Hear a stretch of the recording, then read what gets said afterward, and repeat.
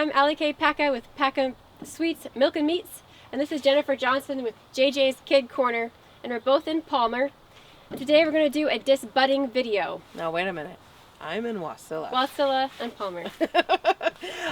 There's some supplies that you need to be aware of for disbudding.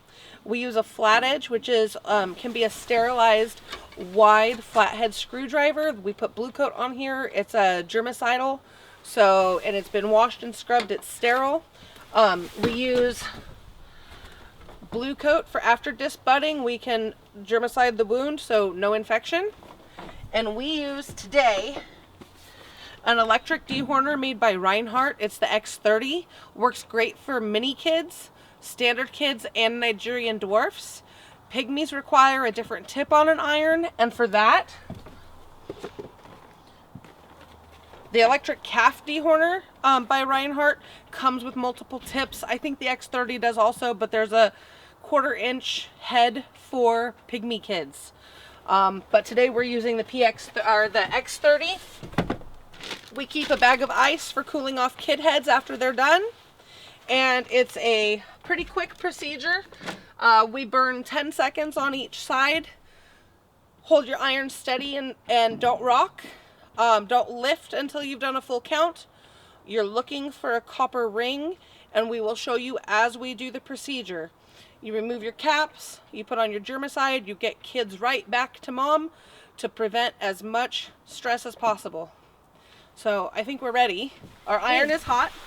We test our iron on a dry piece of pine. We want to make sure we get a good steady burn that cuts into the wood. How well you can see that, but pretty deep, pretty fast, cuts through flesh, which is what you want. It's a cauterizing wound, therefore it is sterile. Disbudding kids is a less stressful, easier method. You can band horns on older does, generally not bucks. There's a special tool for that. I don't recommend it. So if you get goat kids, we do it between 5 and 9 days of age generally. How old are these two? These guys are 11. 11. Their nubs are a little bit bigger. On younger kids, we shave the head. These guys, you can really feel the nubs. You know exactly where they are. So there's no question. You can feel them. But a lot of times, a lot of people shave the heads. We're not doing that today. Some people, hi baby. Some people also choose to use a disbudding kid box. I do not. I kneel over the top of them. I hold them steady. I recommend wearing leather gloves. I don't use leather gloves. I've also never burned myself, but it can happen. So have first aid kit ready. I fold legs under, and I am over the top. Baby, I'm over the top of the kid.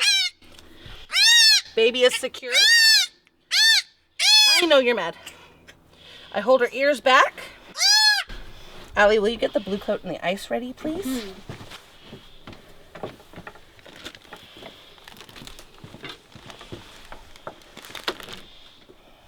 To the count of 10.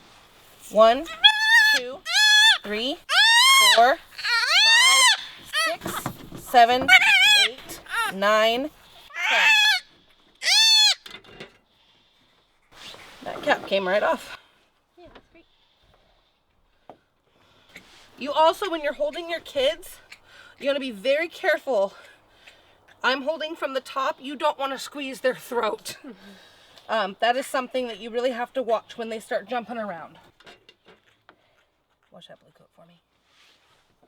1, 2, 3, 4, 5, 6, 7, 8, 9, 10. There's another full copper ring and the cap.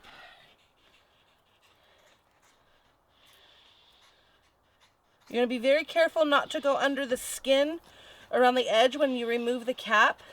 If you need to burn for another 2 seconds to get it loose, that's okay.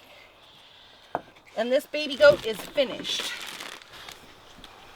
You do first aid. You can be good. You can be the good mom. There you go.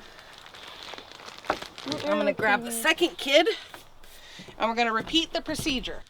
Oh, and I should probably mention, a lot of goats are also polled. If you're not familiar, the difference, baby goats that are going to grow horns have like little swirls on the top. Baby goats who are polled have a wider eye set and no swirly calyx where the horns are coming through, and the skin over where the horn buds would be is loose and movable. Whereas kids that need disbudded, that skin does not move. She's like, I know what's gonna happen, I watched. You took her to mama? Yeah. Yeah, I figured. Okay. Okay, so here's our second baby, and we'll do another close-up of her head after we do the burn. I'm gonna do both burns this time and then show you what it looks like, and then remove the caps and show you again what it looks like. And then blue coat ice, and she goes back to mom. So we fold the legs. You're okay. I'm not being mean, but I am being a little forceful. Hold the ears back.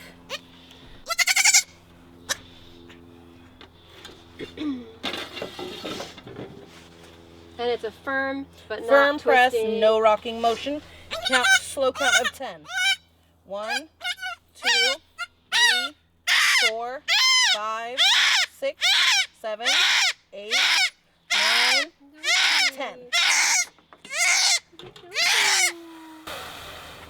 It's okay. I have to make sure I can see what I'm doing. Yeah. It's a lot of smoke. You can wear goggles for this procedure, it helps. 1, 2, 3, 4, 5, 6, 7, 8, 9, 10. Good baby. Yep.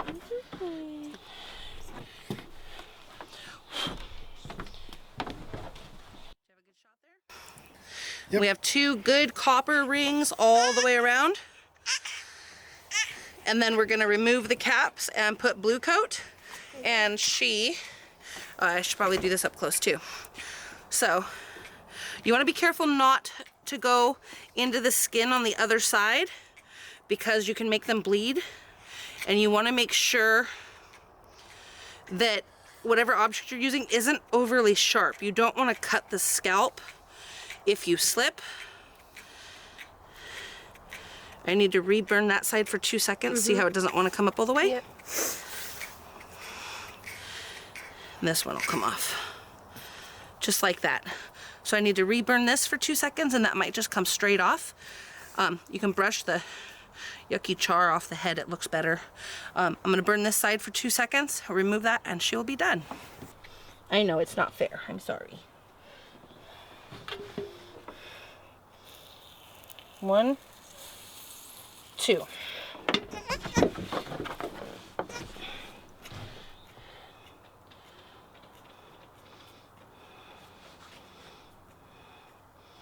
And there goes the cap. Little piece of skin. These will scab up. The scabs come off in about 3 to 4.5 weeks. Sometimes they bleed a little bit. This blue coat that we showed you is a germicide. When the scabs come off, you can re-blue coat if you want. It's not necessary. It takes about 10 weeks for all the hair to grow back on the head, in the spots where the wounds are. And she should not grow any scurs. On doelings, on bucklings, we do a double burn. It looks like an 8. You place your first burn on each side, and then if you picture my fingers being the nose, you come in just a little bit with your second burn overlapping halfway to make an 8. And it's the same for both, the count of 10, until you can get those caps off easily, and it's no more stressful to them. A little bit of vitamin B paste on your finger in their mouth can help with stress reduction and get them right back to mom as quickly as possible, or give them some food out of a bottle if they're bottle babies, and they should be good to go. Hope you enjoyed the lesson.